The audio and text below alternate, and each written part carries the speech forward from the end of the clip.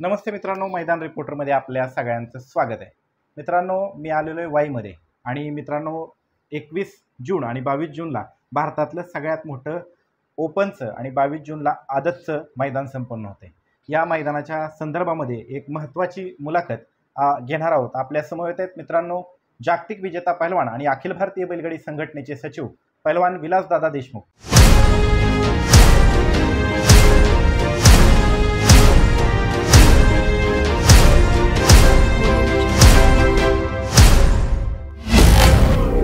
दादा नमस्ते। नमस्कार। नमस्ते। काय सांगाल 21 जूनच्या पेडगावच्या मैदानाच्या संदर्भात? संबंध महाराष्ट्रात एकच धून आहे, ती म्हणजे 21 जून पेडगाव हिंद केसरी मैदान। सातारा जिल्हा ही सातारा छकडीची म्हणजे मायभूमी आहे आणि इथून सातारा छकडीचा उगम झालेला आहे। ह्या सातारा जिल्ह्यात कोरेगाव आणि पुसेगाव ही दोन परंपरागत जवळपास 75 ते 80 वर्ष पूर्ण झालेली हिंद केसरीची मैदान आहेत। आणि तिसरं हिंद केसरीचं मैदान जे जनतेनं हिंद केसरी किताब बहाल केलाय ते म्हणजे आमचं पेडगावचं 21 जूनचं हिंद केसरी मैदान। आता त्याचबरोबर अखिल भारतीय बैलगाडी संघटना 10 जून पासून सक्रिय झाली आणि त्यानंतर सगळ्यात मोठं मैदान येते। आता हे सगळ्यात मोठं मैदान म्हटलं की संघटनेपुढं हे मैदान म्हटलं की आव्हान आहेत। काय कशा पद्धतीने तुम्ही तयारी केली, संघटनेकडनं कशी तयारी करण्यात आली? संघटना ही आव्हानाची कायमच खडतरपणे सामना करत आलेली आहे। म्हणजे 2011च्या बंदीनंतर ज्यावेळेस संघटना अखिल भारतीय बैलगाडी संघटनेच्या माध्यमातून न्यायालयीन लढा सुप्रीम कोर्टात असेल किंवा पेटा संघटनेच्या विरोधातला असेल, जी खडतरपणे लढली आणि तिचा प्रामाणिक हेतू ते अपार कष्ट ज्या संघटनेच्या पदाधिकाऱ्यांनी केलं, ज्या राजकीय पक्षांनी आम्हाला मदत केली, ज्या नेते मंडळांनी केली आणि सगळ्यात मोठा जो दिलासा आणि जो भक्कम मागं पाठराखण जी माझ्या महाराष्ट्रातील बैलमालकांनी केली, ज्यांच्या बळावर ही पुढचे पदाधिकारी लढत होते, त्यांचा हेतू शुद्ध असल्यामुळं आज आपण ती सकारात्मक गोष्टी डोळ्यासमोर ठेवून यशाची पाऊलं आपण चढत गेलो आणि यश प्राप्त करून परत आलो। त्यामुळे संघटनेला आव्हान जरी मैदान असलं तरी संघटना ही आव्हानात्मक गोष्टींनाच फेस करत आलेली आहे आणि आव्हानं स्वीकारायची आम्हाला सवय आहे। बरोबर। आता त्याचबरोबर मध्यंतरी राज्य सरकारनं पशुसंवर्धन विभागानं आपल्या पशूंच्या कानासाठी टॅग लावण्याच्या संदर्भामध्ये एक आदेश जारी केला होता। त्यानंतर मला वाटतं अखिल भारतीय बैलगाडी संघटनेचे वरिष्ठ पदाधिकारी हे पुण्यातील आयुक्तालयात जाऊन भेट घेतली होती 13 जूनच्या आसपास। तर काय तिथं निर्णय झाला, कशा पद्धतीने? काय आलं, तुम्हालाच मी मुलाखत दिली होती टॅग संदर्भात आणि त्यावेळेस सांगितलं होतं येत्या 27-28 तारखेला संघटनेची मिटिंग झाल्यानंतर आम्ही भेटणार होतो। तर रामभाऊ टाकळकर आणि संदीपदादा बोदगे हे आयुक्तालयात 26 तारखेला गेले, पण तुकाराम मुंडे साहेब यांच्याबरोबर दिवेगावकर साहेब हे कुठंतरी 8 ते 10 दिवसाच्या दौऱ्यावर होते। त्यामुळं त्यांना महाराष्ट्रभर पशुसंवर्धन खात्याशी निगडीत असलेल्या काही त्यांच्या कार्यालयीन कामकाजाचा दौरा असल्यामुळं ती भेट आमची होऊ शकली नाही। मग ती भेट आमची 13 तारखेला घडून आली। 13 तारखेला घडून आल्यानंतर आमची जवळपास पाऊण ते 1 तासाची त्यांची सखोल चर्चा झाली अटॅक संदर्भातली। तर दिवेगावकर साहेबांनी आम्हाला सकारात्मक सगळे गोष्टी आमच्या धरत त्यांनी आम्हाला एक म्हणजे मगाशी आपण जसं सांगितलं की आम्ही नेहमी संकटांशी सामना करून आम्ही आमचा हेतू साध्य केला आणि आम्ही यश मिळवलं, तशा पद्धतीने त्यांच्या बोलण्यातून सकारात्मकच आम्हाला पॉझिटिव्हच रिप्लाय आलेला आहे।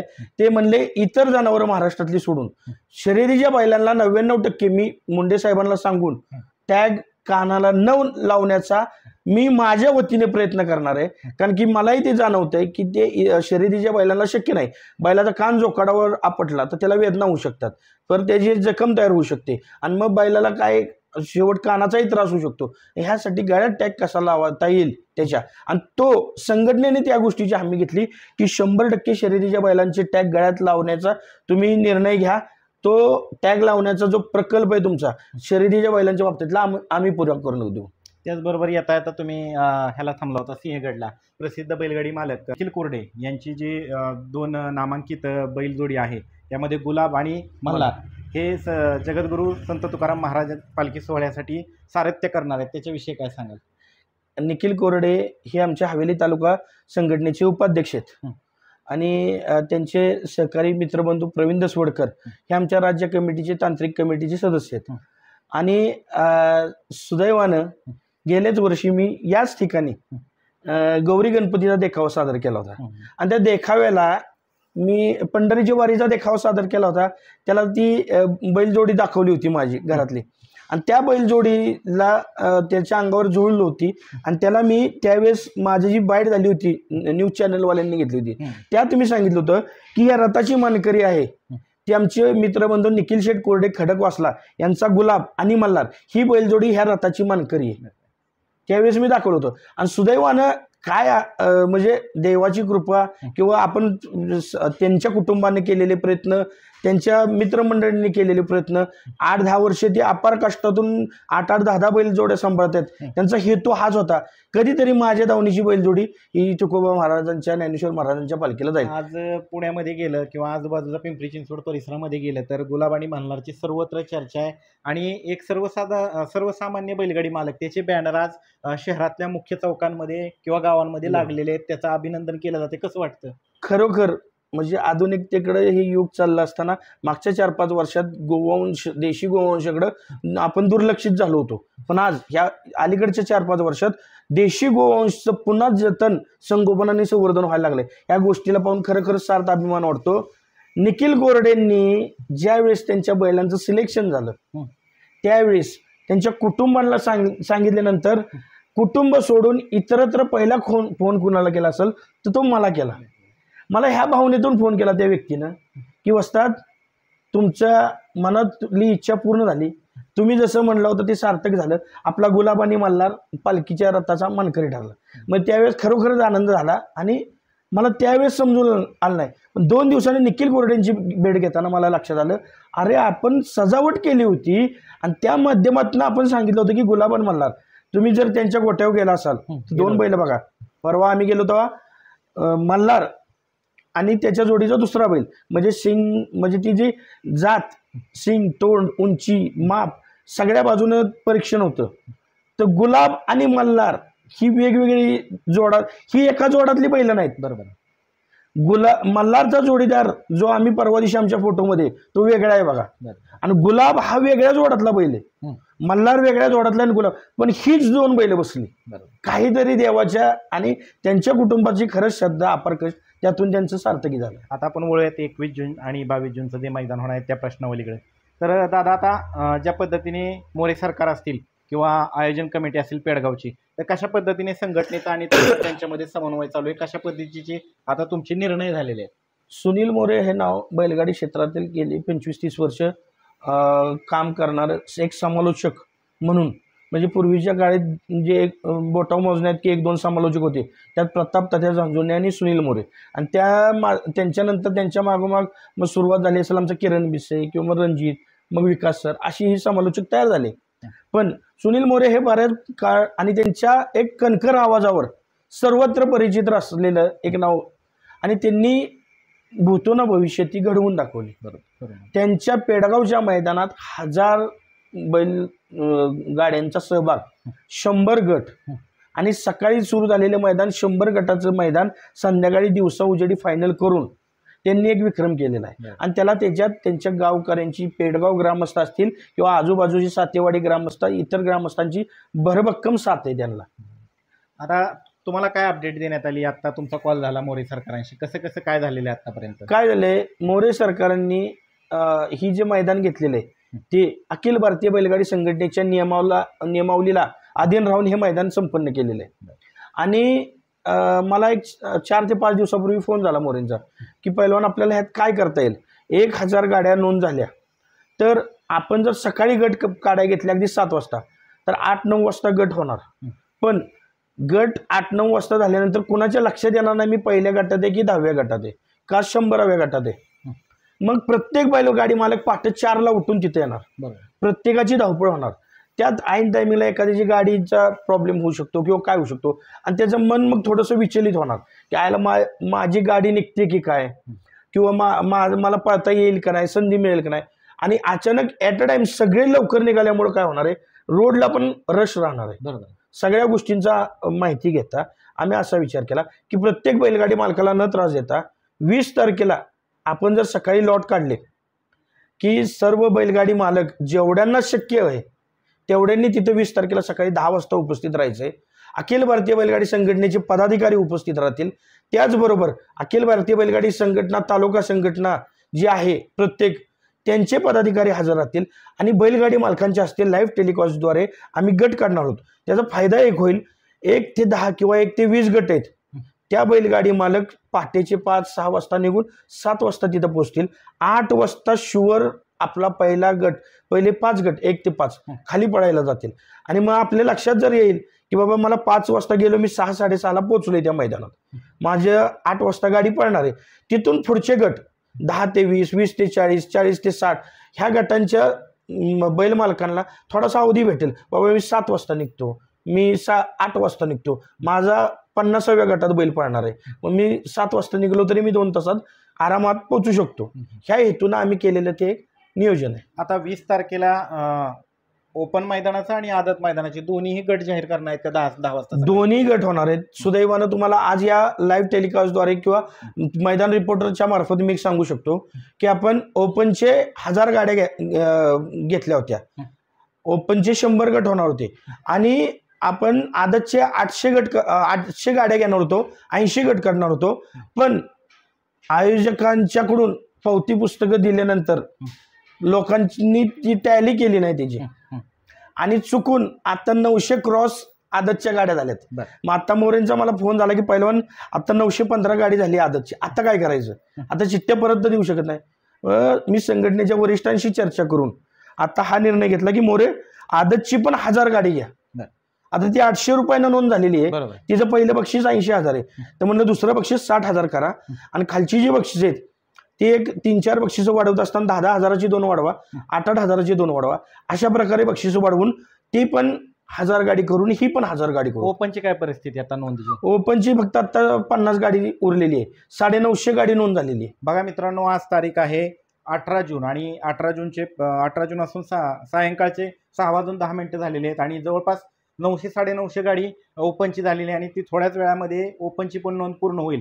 हे आता दादा, ह्या मैदानाच्या संदर्भामध्ये महत्त्वाचं जे प्रेक्षक येणार आहे आणि जे व्यावसायिक आहेत त्यांना काय आव्हान कराल संघटनेच्या वतीने, आयोजकांच्या वतीने? प्रेक्षक नेहमीच पेडगाव मैदानाला चांगल्या प्रकारचा प्रतिसाद देतो.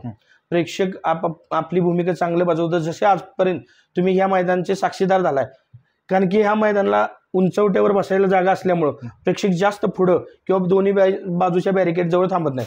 तशाच प्रकारे ह्या वर्षी आयोजन कमिटीने जे व्यावसायिक आहेत, हॉटेल व्यावसायिक, त्यांनाही मैदानच्या पुढच्या भागात कुठंही स्टॉल न लावता मैदानच्या एक साईड विकेटच्या पाठीमागे स्टॉल लावायला सांगितलेले. त्या व्यावसायिकांना मी सांगू इच्छितो की तुम्ही आज ह्या बैलगाडी शर्यतीचा एक भाग झालेला आहात. आज या बैलगाडी शर्यतीच्या माध्यमातून तुमचाही उदरनिर्वाह होतो. तुम्ही कुठेतरी जबाबदारी आपली स्वीकारा आणि समोर कोणत्याही मैदानात स्टॉल लावू नका, जेणेकरून एखादी गाडी गेली तर तुमच्या स्टॉलमध्ये जाईल, एखादा अपघात होईल, अपघाताची बळी तुम्ही पडू शकता आणि संबंधित बैली होऊ शकतो. असं काही न होता तुम्ही 99% इथून पुढच्या मैदानात पेडगाव मैदानासारखेच बाजूला स्टॉल लावा. त्याचबरोबर जे पाहण्यासाठी येतात प्रेक्षक, त्यांना निकाल रेषेच्या संदर्भामध्ये काय सूचना कराल? निकाल रेषेच्या जवळपास 100 फूट पुढे, निकाल रेषेपासून 100 फूट पुढे उभे राहूनच तुम्ही निकाल पाहावा, जेणेकरून निकाल क्रॉस झाल्यानंतर ज्या काही 4-5 झेपा टाकत गाडी येईल तोपर्यंत आपल्याला बाजूला जायला वेळ मिळेल. जर तुम्ही निकाल रेषेपासून 10-20 फुटाच्या अंतरावर थांबला तर गाडीचा येणाऱ्या वेगाच्या ओघात प्रत्येकाला आपली म्हणजे आपल्या दिशेनं बाहेर पडायला संधी मिळत नाही आणि चुकून एखादा अपघात घडतो. आपला जीव हा मौल्यवान आहे, जीवन हे एकदाच आहे आणि कोणत्याही प्रकारचा अपघात आपल्याला त्या मैदानात नकोय, त्याच नाही कोणत्याच मैदानात नकोय. आणि प्रामुख्याने हिंद केसरीची जी मैदान आहेत, कोरेगाव, पुसेगाव, पेडगाव, या अशा मोठ्या स्वरूपाच्या मैदानात कोणताही अपघात होऊ नये यासाठी प्रेक्षकांनी दक्षता घेतली पाहिजे. त्याचबरोबर जे प्रेक्षक येत असतात त्यांची वाहनं, 4 चाकी वाहनं मोठ्या प्रमाणात, म्हणजे बरेच आम्हाला पण फोन आले, तमिळनाडू असेल, बँगलोर, कर्नाटक असेल, त्यानंतर नागपूर, छत्रपती संभाजीनगर आणि मुंबई, खाली रत्नागिरी, कोकण या भागातनं पण मोठ्या संख्येने, खाली सोलापूर या भागातनं मोठ्या संख्येने, म्हणजे महाराष्ट्राच्या चौबाजूनं आणि इतर राज्यातनं सुद्धा प्रेक्षक येणार आहेत. तर त्यांना वाहनं लावण्याच्या संदर्भात काय सांगाल? कारण की मागच्या वर्षी मोठ्या प्रमाणावरती ट्रॅफिक जामचा सामना आपल्याला करावा लागला होता. काय होतं, मोठं मैदान म्हणलं की पुसेगाव, कोरेगाव आणि हे पेडगाव मैदान, या मैदानाला येणाऱ्या प्रेक्षकांची संख्या, असं जसं तुम्ही म्हणला की परराज्यातून येणार आहेत. आता ह्या मैदानात बैल पण आपल्या पश्चिम महाराष्ट्रातील तर सगळेच बैल सहभागी आहेत. मुंबई, ठाणे, रायगड, पालघरचे सगळे बैल उतरणार आहेत. त्याचबरोबर खानदेश, मराठवाडा, विदर्भ, उत्तर महाराष्ट्र इथूनही बैलजोड्या येणार आहेत. आणि त्यांना सगळ्यांची म्हणजे प्रत्येकाचा हेतू आहे की मी पेडगाव मैदानाचा साक्षीदार व्हायचे. प्रत्येकजण फायनलला 1 नंबर करण्यासाठी किंवा फायनलमध्ये राहण्यासाठी येत नसून तिथे गट पास झाला तरी त्या बैल मालकाला कुठंतरी त्या मैदानाचा एक चांगला साक्षीदार होता येतं, त्यासाठी तो येत असतो. पण ह्या वेळेस बऱ्यापैकी आयोजकांनी पार्किंगची सुविधा एका साईडला केलेली आहे.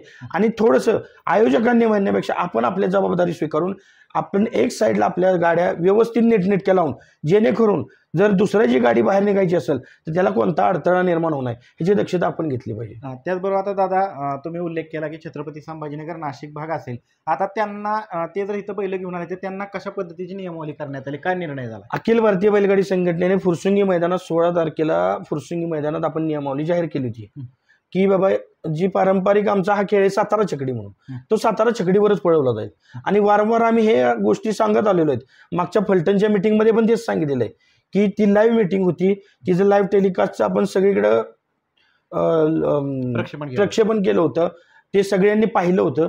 त्यामुळे वारंवार कोणी आयोजकांना न विचारता इथं पश्चिम महाराष्ट्रात होणारा सातारा छकडीचा खेळ, ह्या खेळात हा सातारा छकडीवरच होईल. आणि ज्यावेळेस पश्चिम महाराष्ट्रात बिनजोडची मैदानं आयोजित होतील, आमच्या मुंबईच्या बांधवांची बैल इथं येतील, आलेलीच आहेत आत्ता. आणि पुढच्या 30 तारखेला पहिलं आपलं बिनजोडचं मैदान आहे अखिल भारतीय बैलगाडी संघटनेच्या वतीनं आम्हीच आयोजित केलेले सगळ्यांनी. तर ते फलटण येथे मैदान आहे. तर त्या ठिकाणी संबंधित 2 बैल मालकांची इच्छा जर नाशिक रिंगीवर पडायची असेल तर त्यांना ती मुभा आहे. पण 3 फेऱ्याचं मैदान हे सातारा छकडीवर पळवलं जाईल. त्याचबरोबर आता दादा बक्षिसाचा मध्ये कसं कसं सांगण्यात आले, आकर्षक पण काहीतरी बक्षीस असं पण सांगण्यात आलंय. खरोखरच पेडगाव मैदानात भरपूर बक्षिसांची खैरात आहे. म्हणजे आमचे मित्र आहेत सनस म्हणून आदरकीचे, जे एक आकर्षक बैलजोड्या बनवतात. तर त्यांनी प्रथम क्रमांकाला 5 फुटी फायबरचे बैल आणि मोठी सागवानी बैलजोडी जवळपास नाही म्हणला तरी 70 ते 80 हजार रुपये किमतीची ती बैलगाडी आणते. हे प्रथम क्रमांकाच्या फायनल विजेत्याला म्हणजे रोख रक्कम सोडून हे सगळं हे तसेच प्रकारचे इतरही बक्षीस विजेत्यांना वेगवेगळ्या प्रकारे बक्षीस मिळणार आहेत. काही लोकांना खाद्याची पोती वाटप केली जाणार आहेत. भरपूर प्रमाणात बक्षिसांची लयलूट आहे. जो बैल मालक गट पास होईल त्याला त्याची एंट्री फी परत दिली जाणार आहे. त्याचबरोबर इतरही शेतकरी वर्गाला अजून काही देता येईल, ह्या आलेल्या एंट्री फी मधून तो पैसा स्वतःसाठी न वापरता गोरगरीब जनतेला आणि शेतकऱ्याला कसा देता येईल ह्याच्याकडे पेडगावकरांनी मुख्यतः लक्ष दिलेलं आहे. आणि पेडगावकरांनी एक नवीनच उपक्रम सुरू केला. खरं तर त्यांचं अभिनंदन करीन. मी सांगणार नाही की काय स्वरूप आहे, पण अखिल भारतीय बैलगाडी संघटना जी गेली 10 वर्ष बैलगाडी शर्यत सुरू करण्यासाठी प्रयत्न करत होती आणि ह्या 2 वर्षात ज्या अखिल भारतीय बैलगाडी संघटनेच्या वतीनं गोरगरीब बैल मालकांना न्याय देण्याचं काम प्रामुख्याने 100% पारदर्शक केलं जात आहे. ह्या गोष्टी लक्षात घेऊन अखिल भारतीय बैलगाडी संघटनेलाही काहीतरी मदतीचा हात पेडगावकर लावणार आहेत आणि त्याबद्दल मी त्यांचं अखिल भारतीय बैलगाडी संघटनेतर्फे आभार मानतो. खूप छान काम करतायत ते. आणि मला वाटते पहिलीच अशी वेळ आहे की ज्यांनी बैल मालकांचा विचार केलाय, व्यावसायिकांचा विचार केलाय, प्रेक्षकांचा विचार केलाय, सगळ्यांचा विचार करून टिकवून ठेवण्यासाठी जे पुढे आलेले आहेत ती म्हणजे अखिल भारतीय बैलगाडी संघटना. आणि त्यांना ते कुठेतरी काहीतरी मदत करतायत. आणि मला वाटतं पहिलेच हे आयोजक असे असतील की ते स्वतः अखिल भारतीय बैलगाडी संघटनेला मदत करतायत. तर आता त्याचबरोबर दादा तुम्ही मला मगाशी चर्चा करताना सांगितलं, आपली प्राथमिक चर्चा झाली, याच्यामध्ये सांगितलं की गटाला सुद्धा लढती होणार आहेत आणि गटाला सामना निकाल झाला तर कसा आता निर्णय घेण्यात आलाय? गटाला लढती होणार आहेत. उद्या मी सांगतो तुम्हाला 20 तारखेची जे आपण लॉट्स काढणार आहेत त्यात प्रत्येकाला आता तुमची पावती मिळालेली आहे. त्या पावतीवर पावती नंबर आहे.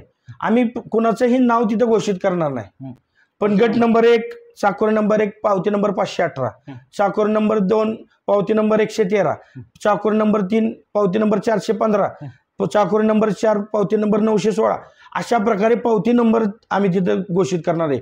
त्या बैल मालकांनी आपला पावती नंबर बघायचा आहे. आपण कितव्या गटात आहेत, पहिल्यांदा झाल्यानंतर दुसऱ्या वेळेस रिपीट करणार आहे, तिसऱ्या वेळेस पण रिपीट करणार आहे. तुमच्यासाठी बैल मालकांच्या लवकर लक्षात यायचं नाही म्हणून 3 वेळा एक गट, जसं आपण प्रत्येक मैदानात बघतो गट काढल्यावर एकदा पुकरून दुसऱ्यांदा पुकारला जातो, इथं 3 वेळा आपण पुकारायला लावणार आहे त्यांना पावती नंबर. त्या पावती नंबरच्या मालकांनी सकाळी लवकर यायचंय. 1 नंबर गट ते 5 नंबर गट पावती नंबर पुकारले जातील. सगळे गट आत गेल्यानंतर बजर वाजल्यानंतर गट क्रमांक 1 पावती नंबर 516 काय समथिंग येईल ते काय नाव आहे पैलवान ग्रुप वाई हे नाव गाड्या आत गेल्यानंतर पुकारलं. कारण की नामाज त्या प्रत्येक बैलगाडी मालक हा नावासाठी पळण्यासाठी येतोय. मग त्याचा नामोल्लेख झाला पाहिजे. पण तो नामोल्लेख कधी होणार ज्यावेळेस तुमच्या गाड्या आत जातील. आणि एक लक्षात घ्या बजर वाजल्यानंतर किती जवळचा लांबचा असाल तो बैलगाडी घेऊन आला त्याची गाडी आत घेतली जाणार नाही. एकदा नाव पुकारलं की गाड्या आत नाही. नाव पुकारल्या जोपर्यंत खाली गाड्या जातात सगळ्या गटांची नाव पुकारली जातील. गाड्या वळून उभ्या राहिल्या की परत एकदा त्या गटाचं नाव 1 नंबर 2 नंबर 3 नंबर चाकोरीला कोण आहे ते फास्टमध्ये पुकारलं जाईल. त्यानंतर गुट सुटले जातील. प्रत्येक गाडी मालकाला आपला बैल उभं करण्यासाठी किंवा तो एखाद्या वेळेस गाडी उचकून येते एकदाच संधी दिली जाईल. दुसऱ्यांदा संधी दिली जाणार नाही. कारण की आपल्याला 1000 गाड्यांचं मैदान पारदर्शकपणे एका दिवसात संपन्न करायचे तर त्यासाठी काटेकोर बंधनं लावलेली आहेत. आणि सामना निकालाच्या संदर्भात सामना निकाल झाला 2 गाड्या सामन्यात उतरल्या. आपल्याला तिथं फाट्या आहेत 12 पण आपण जर प्रत्येकाला सामन्याला जर गटाला चान्स देत गेलो तर गाड्यांची संख्या जास्त होईल आणि आपल्याला सेमीला त्याचा अडचण निर्माण होईल. मग आपल्याला त्यासाठी काय करायचंय गटाला सामना झाला आम्ही दोन्ही अँगल प्लस ड्रोन दोन्ही सज्ज करणार आहे. दोन्ही अँगलचे कॅमेरे खालचा कॅमेरा ड्रोन कॅमेरे संघटनेच्या वतीनं जे 2 ड्रोनचे कॅमेरे किंवा आयोजकांच्या वतीनं ठेवण्यात येतील ते ड्रोन फक्त उडवून दिले जाणार आहेत. इतरत्र कोणाचाही ड्रोन उडवून दिला जाणार नाही.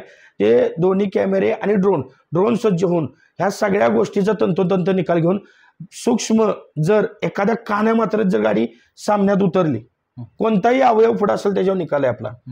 मग कोणत्याही अवयवात जर अतिशय काटेकोरपणे गाड्या सामन्यात उतरल्या तर त्या गाड्या दोन्ही बैल मालकांनी संगनमत करून एक गाडी पळवायची. दोघांचं संगनमत होत नसेल तर दोघांच्या चिठ्ठ्या टाकून त्यातली एक गाडी फायनलला पळेल आणि एक गाडी फायनलला पळाल्यानंतर जी गाडी संगनमत झालं नाही म्हणून राहील तिला सन्मान चिन्ह देऊन तिचा येतोचित सन्मान करणार. त्याचबरोबर अटीतटीच्या लढती पण ह्या मैदानामध्ये पाहायला मिळणार आहेत. तर तुम्ही बैल मालकांना काय ताकीद द्याल युट्यूबला मुलाखत देत असताना अटीतटीचे निकाल झाले किंवा अटीतटीच्या लढती झाल्या तर बाईट देत असताना बैल मालकांनी काय काळजी घ्यावी? मी म्हणतो हे मैदान आपल्या सगळ्यांचं मैदान आहे. याला तुम्ही हिंदकेसरी पदवी बहाल केली पण तुम्ही जर ह्या सोहळ्याचे साक्षीदार आहात तर तुमचं मैदान म्हणून ज्यावेळेस अटीतटीची लढत होईल जर सामन्यातला निकाल असेल तर थोडंसं कॉम्प्रोमाइज करून आपण सेमीला सामना झाल्यानंतर आपण काय करतो एक एक बैल दोघांचं पळवतो. तशाच पद्धतीने तिथं संगनमत करावं जेणेकरून दोन्ही बैल मालकांच्या वतीनं तिथं मैदानाला कोणताही अडथळा निर्माण होणार नाही. नाही झाला तर एकाला आम्ही निकाल देणार आहोत चिठ्ठीद्वारे दुसऱ्याचं आम्ही आपलं सन्मान चिन्ह देऊन त्याचा सन्मान करणार आहोत. तशाच प्रकारे सेमीला झाला तर सेमीलाही दोघांचं संगनमत झालं एक गाडी पळाली फायनलला तर ठीक नाही तर चिठ्ठीद्वारे ती गाडी एक फायनलला घेतली जाईल आणि दुसरीला सन्मान चिन्ह आणि तिला काहीतरी उत्तेजनार्थ बक्षीस देऊन तिचा सन्मान करण्यात येईल. आणि जर कोण अटीतटीचा निकाल झाला आणि त्यानंतर जर कोण बाईट देत असेल चुकीच्या गोष्टींचा जर काय तिथं अनुकरण होत असेल तर मी आज तुम्हाला ह्या यूट्यूब चॅनलद्वारे सांगतो जो बाईट घेणार आहे आपल्या स्वतःची TRP वाढवण्यासाठी त्याच्यावरही काटेकोरपणे बंधन लावण्यात येतील आणि जो बाईट देणार आहे त्यांनाही बंधन लावण्यात येते. अशाच प्रकारची बाईट संदर्भातली तुम्हाला आज ह्याच माध्यमातून एक माहिती देतो.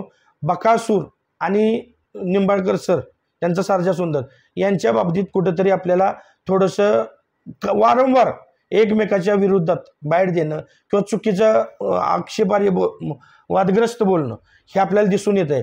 त्यांना सकाळी मी शेवळ्याबांच्या माध्यमातून माझ्या माध्यमातून त्या दोघांना सूचना केलेली. त्या दोघांना आज इथे एकत्रित बसवून मला त्यांचा विषय संपवायचा होता.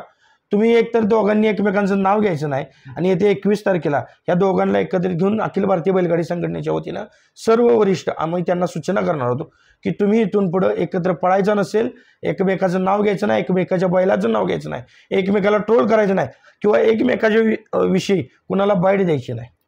जर हे असं झालं आणि गालबोट लागण्याचा जर काही चान्सेस दिसले तर तुमच्या दोघांच्या वही संघटनेमार्फत कारवाई केली जाईल. त्यामुळं ह्या गोष्टी सगळ्यांनी युट्यूबर आणि बैल मालक यांनी टाळाव्यात. कारण की आज ह्या बैलगाडी क्षेत्रात 30-30, 40-40 वर्ष गेलेले बैल मालक आहेत. 350 फायनली केलेल्या किंवा 8-8, 10-10 वर्ष पुशेगाव कोरेगाव हिंदकेसरी झालेले बैल मालक आहेत. पण त्यांच्याकडे बघा त्यांचे वागणं बघा त्यांच्या खेळाची पद्धत बघा आणि त्यांच्या पावला पाऊल ठेवून चाला. चुकीचा मार्ग ह्या बैलगाडी क्षेत्रात आणू नका. त्याचबरोबर मी अखिल भारतीय बैलगाडी संघटना अंकित यूट्यूब संघटना जी आहे त्यांना एक प्रामुख्याने सांगू इच्छितो की जे बैलगाडी शर्यत क्षेत्राशी रिलेटेड यूट्यूबर नाहीत, मात्र ते अशी मोठी हिंद केसरीची मैदानं असल्यानंतर तिथं हजेरी लावतात. आता पेडगावमध्ये भव्यदिव्य असे मीडिया काउंटर बांधण्यात आलेले आहेत. ते फक्त बैलगाडी शर्यतीशी रिलेटेड असणाऱ्या यूट्यूबरसाठी बांधण्यात आलेले आहेत. त्याच्यावरती लाईव्हवाले आणि जे ॲथॉराईज आमचे संघटनेचे यूट्यूबर आहेत त्यांनाच फक्त तिथं वरती बैठक व्यवस्था करण्यात आलेली आहे, ती पण लिमिटेड करण्यात आलेली आहे. त्या मीडिया काउंटरची वजनाची क्षमता लक्षात घेता त्या पद्धतीने करण्यात आलेले. त्या मीडिया काउंटरवरती आजूबाजूचे किंवा बैल मालक किंवा आयोजक किंवा मंडपवाला किंवा लाईटवाला इतर कुणीही त्या मीडिया काउंटरवरती बसू नये. का तर आमची महागडी सामानं असतात, त्याचबरोबर जास्त वजनामुळे ती कोसळू शकतात आणि सध्या पावसाचं वातावरण आहे त्यामुळे विद्युत प्रवाहावरती खूप मोठ्या प्रमाणावरती असतो, डिव्हाइस असतात आमचे, त्याच्यामुळे कुठलाही अपघात होऊ नये. तुम्ही पाहिले की बऱ्याच ठिकाणी मोठी मैदानं झाली त्यावेळेस मीडिया काउंटर पडलेली आहेत. त्यामुळे दक्षता म्हणून ह्या मुलाखतीच्या माध्यमातून आम्ही यूट्यूब संघटनेच्या वतीने तुम्हाला या सूचना करतोय. कुणीही ऑथराइज्ड यूट्यूबर आहेत लाईव्हवाले आणि जे काही ठराविक असतील त्यांनाच फक्त मीडिया काउंटरवरती वर चढण्याची मुभा दिली जाईल. येते 30 तारीख झाल्यानंतर पावसाचं प्रमाण एकदा पाऊस जोरदार सुरू झाला, थोडीशी मैदानं शिथिल होतील. मग बिनजोड असू द्या किंवा 3 फेऱ्याची असू द्या, मैदानात शिथिलता निर्माण होईल. मैदानात शिथिलता निर्माण झाल्यावर आम्ही रजिस्ट्रेशनचा पहिला मुद्दा हातात घेतलेला आहे की रजिस्ट्रेशन सगळ्या बैलमालकांचं करायचं. ज्यांना अखिल भारतीय बैलगाडी संघटनेचं काम, अखिल भारतीय बैलगाडी संघटनेचं कार्य पटतंय, ज्यांना अखिल भारतीय बैलगाडी संघटना ही आपली वाटते, त्यांनी त्यात रजिस्ट्रेशन करावं. त्यात येणारे बैलगाडी मालक, यूट्यूबर, समालोचक, झेंडापंच आणि ड्रायव्हर ह्या सगळ्यांचे रजिस्ट्रेशन झाल्यानंतर जे रजिस्टर ऑथराइज सभासद असतील त्यांच्यासाठीच अखिल भारतीय बैलगाडी संघटना कार्यरत असेल.